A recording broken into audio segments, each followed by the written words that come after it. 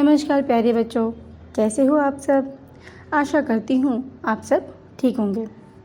मैं Neetu Sharma saint Mary Malankara high school में आप सभी का स्वागत करती हूँ। बच्चों, आज हम हिंदी लोक भारती से कक्षा 9वीं के पाठ क्रमांक 10 अपराजय इस पाठ का अध्ययन करने वाले हैं। इस पाठ की लेखिका है कमल कुमार। बच्चों, पाठ पढ़ने से पहले हम लेखिका के बारे में थोड़ी जानकारी प्राप्त करते हैं। लेखिका कमल कुमार आधुनिक युग की प्रमुख कहानीकार हैं।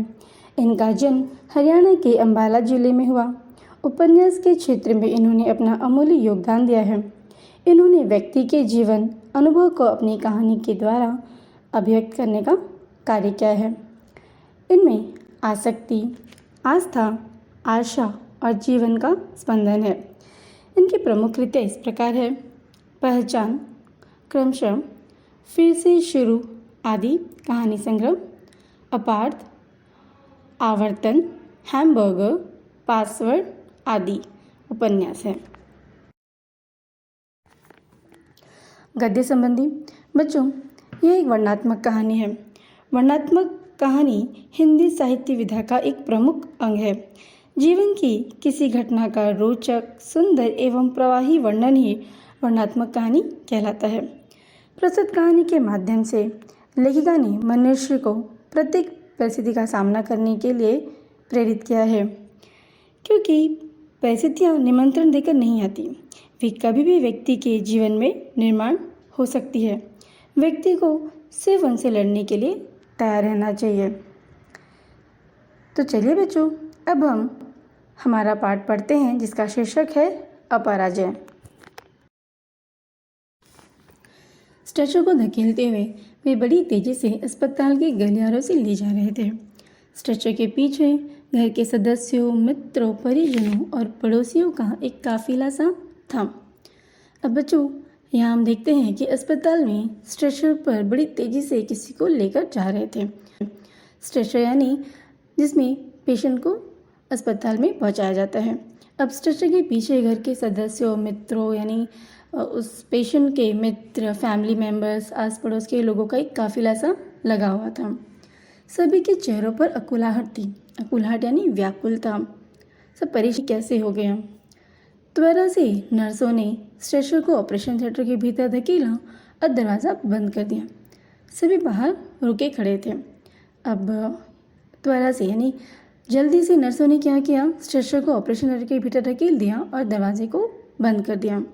बाकी घर के सभी परिजन बाहर खड़े थे। अमरनाथ के परिवार के लोग परेशान थे।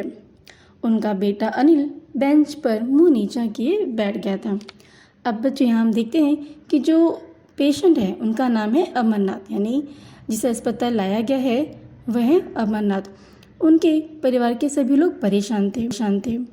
अमरनाथ जी का बेटा था अनिल, वह भी बेंच पर नीचे मुंह किए बैठा था, मतलब वो बहुत परेशान था।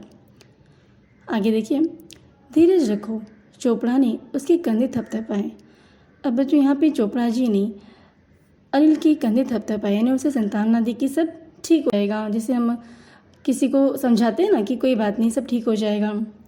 तब अनिल कहता है, उम्मीद बहुत कम है, डॉक्टर ने कोई आश्वासन नहीं दिया है। यानी अनिल उनसे कहता है कि डॉक्टर ने कोई भी गारंटी नहीं दी है, उम्मीद बहुत कम है कि वो ठीक होंगे या नहीं।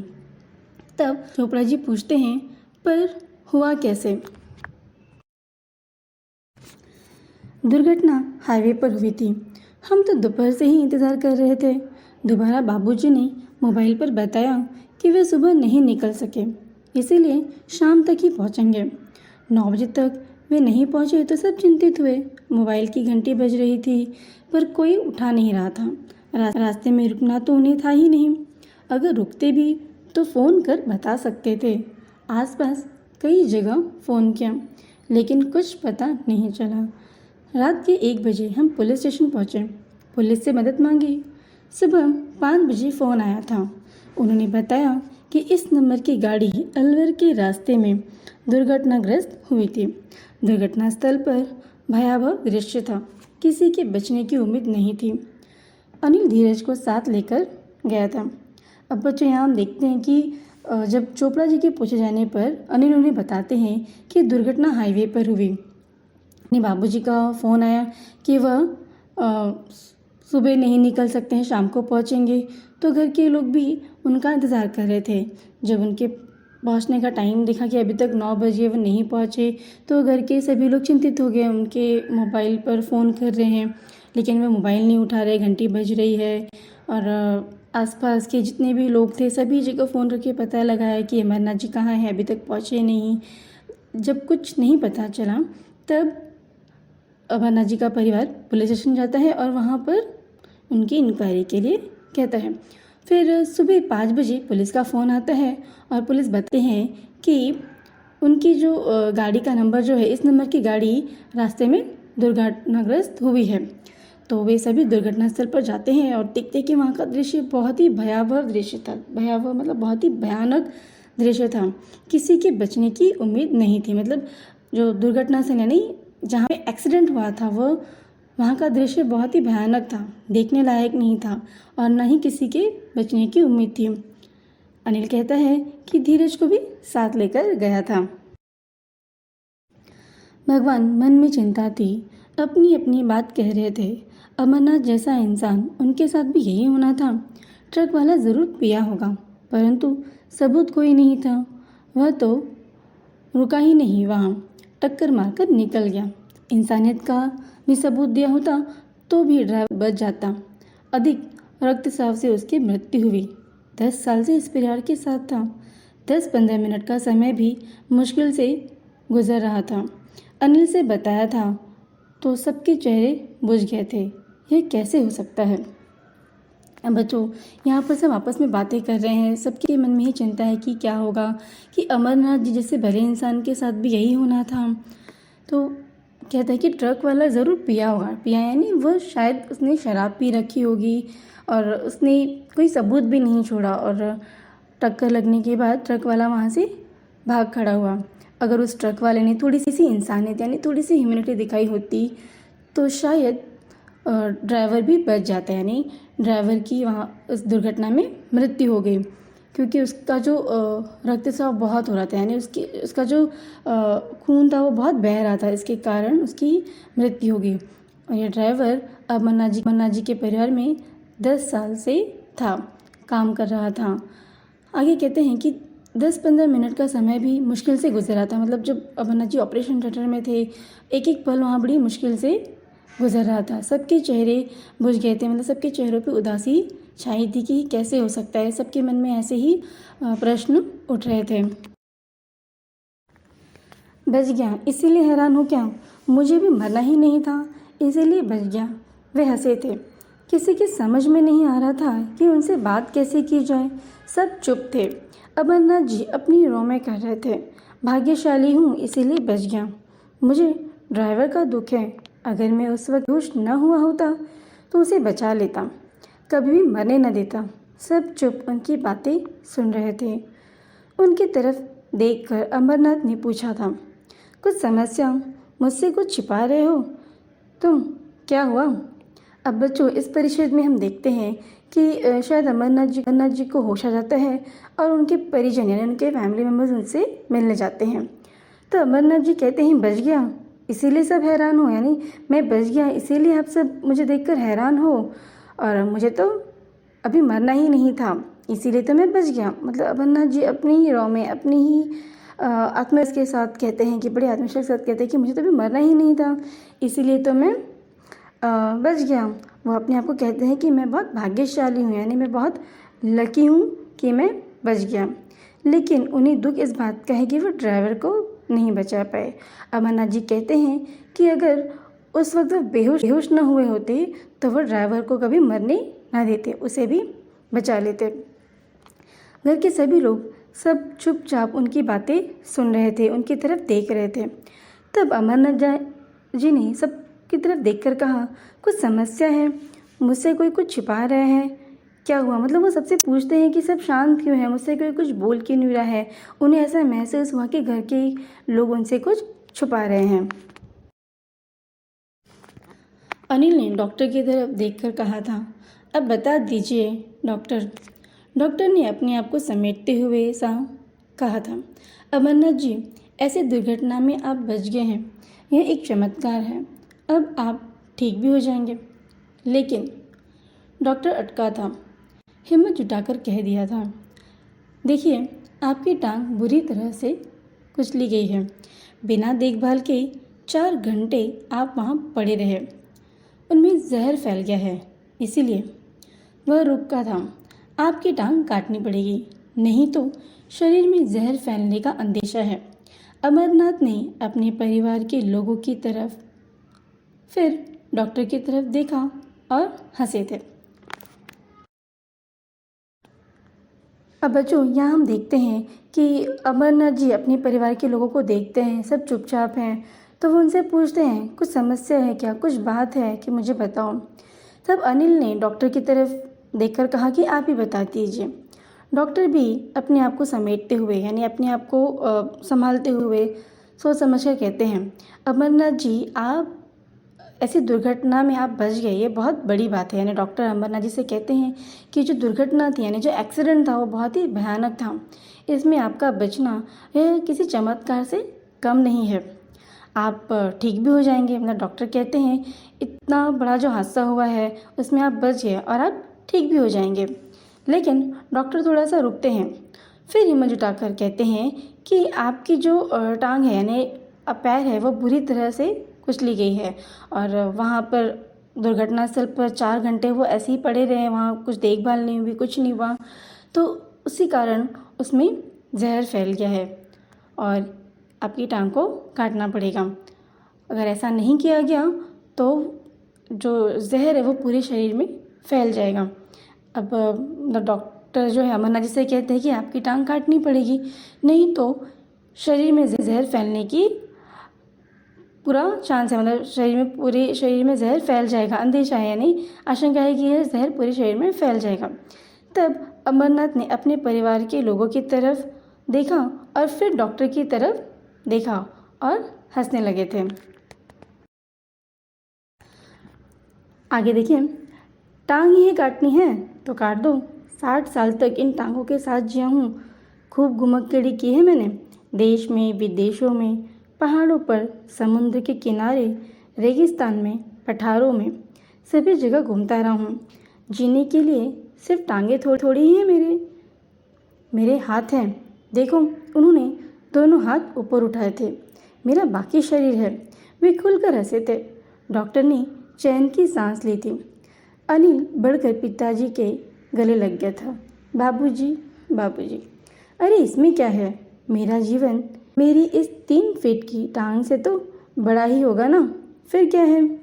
अब बच्चों, यहाँ हम देखते हैं कि घर के सभी लोग परेशान थे कि बाबूजी से ये बात कैसी कही जाए कि उनका जो पैर है, यानी जो उनकी टांग है, वह काटनी पड़ेगी। सब चिंतित थे, डॉक्टर भी उनसे ठीक से कह नहीं पा रहे थे। लेकिन जब डॉक्टर ने उन्हें बताया कि जहर पूरे शरीर में फैल जाएगा, उनका ये पैर काटना पड़ेगा, तब अमरनाथ जी कहते हैं, कोई बात नहीं, पैर काटना है तो काट दो। उन्होंने 60 साल इन टांगों के साथ, यानी इन पैर के साथ खूब जिए हैं। वो बहुत घुमक्कड़ी हैं। घुमक्कड़ी यानी बहुत घूमने वाले लोग हैं। अमरनाथ जी कहते हैं कि मैंने देश में, यानी अपने देश में, विदेश यानी दूसरे देशों में, पहाड़ों, समुद्र, सभी जगह तो मैं घूमता रहा हूँ।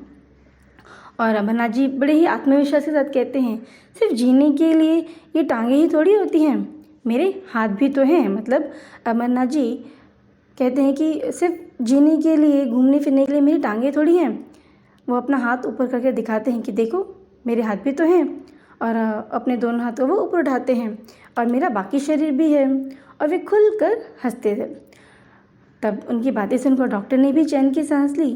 अनिल थोड़ा भावुक होकर अपने पिताजी के गले लग गया। तब अमरनाथ जी कहते हैं, अरे इसमें क्या है, मतलब इसमें कौन सी बड़ी बात है, सिर्फ पैर ही तो कट रहा है। और वो कहते हैं कि मेरा जीवन इस 3 फीट की टांग से तो बड़ा ही होगा ना, फिर क्या। मतलब बड़े ही आत्मविश्वास और कॉन्फिडेंस के साथ कहते हैं कि मेरा जो जीवन है, यानी जो मेरी जो लाइफ है, वो इस 3 फीट के पैर से तो बड़ी ही होगी, तो मैं इसके लिए क्यों दुख मनाऊं, और क्या है, ऐसा अमरनाथ जी कहते हैं। अमरनाथ की टांग कट गई थी। वे घर गए थे। एक स्वचालित व्हीलचेयर उनके लिए आ गई थी।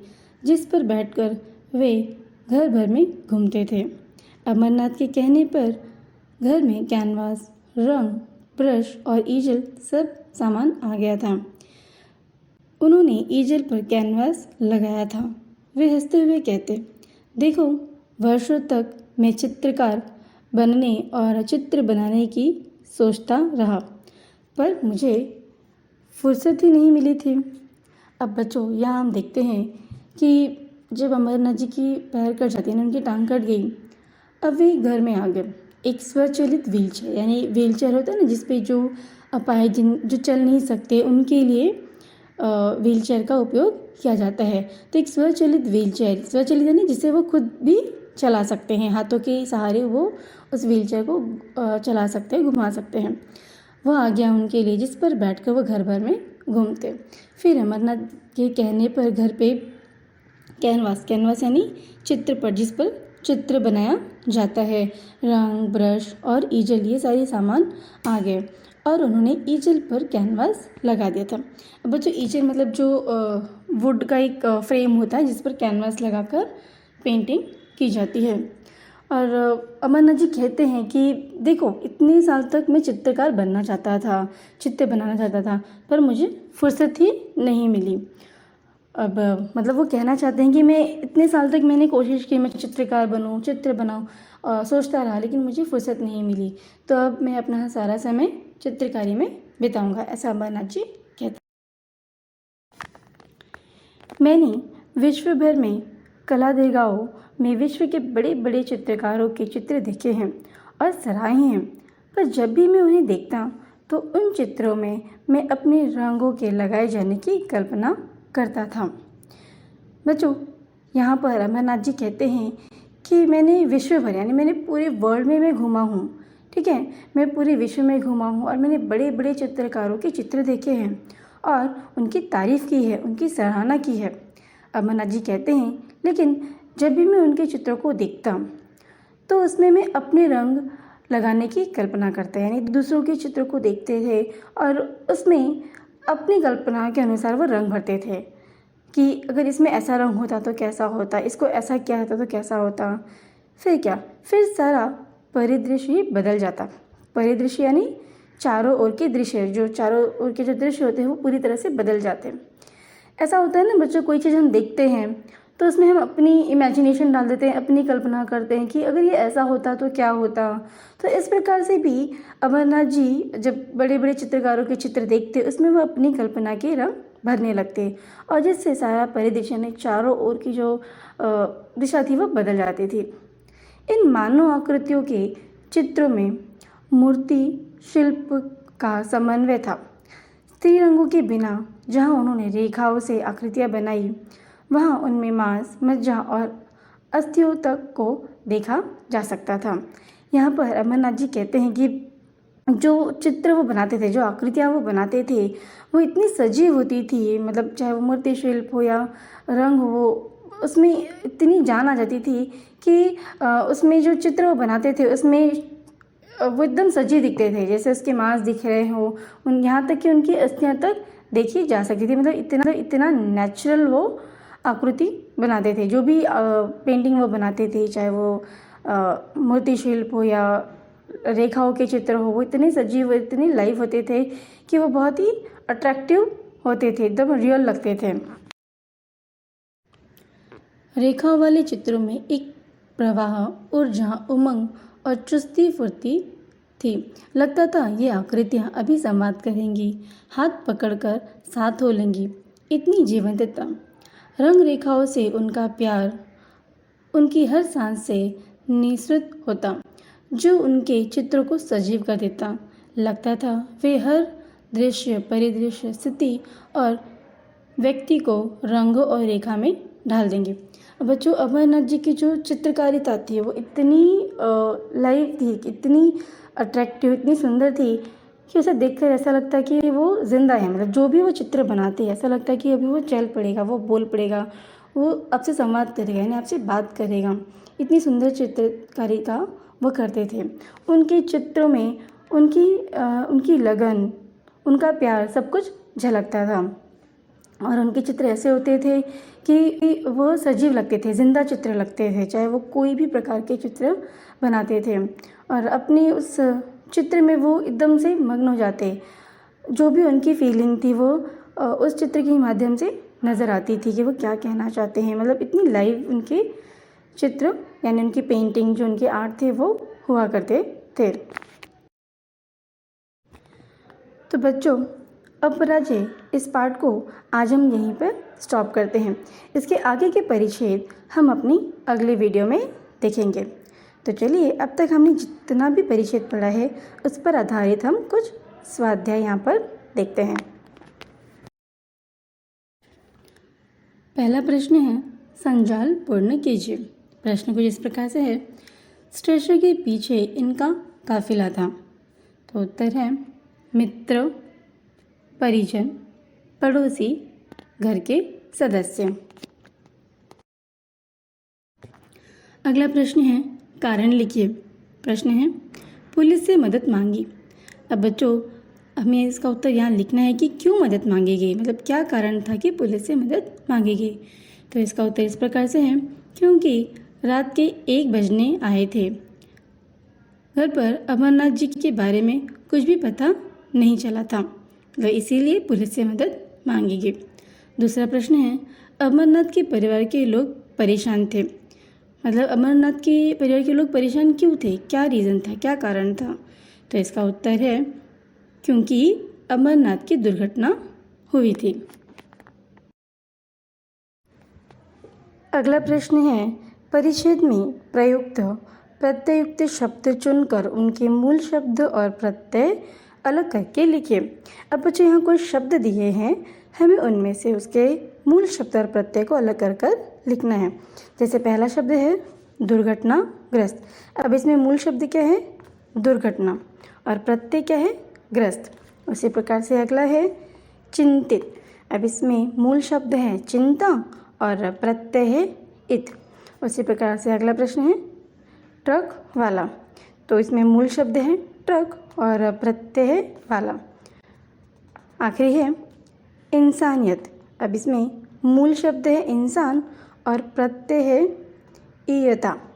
ठीक है। आशा है बच्चों, आज हमने जितना भी परिच्छेद इस पाठ का पढ़ा है आपको समझ आया होगा। बच्चों, आप सबसे निवेदन है कि आप हमारे इस चैनल को अधिक से अधिक लाइक, कमेंट और सब्सक्राइब करें। हम मिलते हैं अपनी अगले वीडियो में। तब तक के लिए धन्यवाद।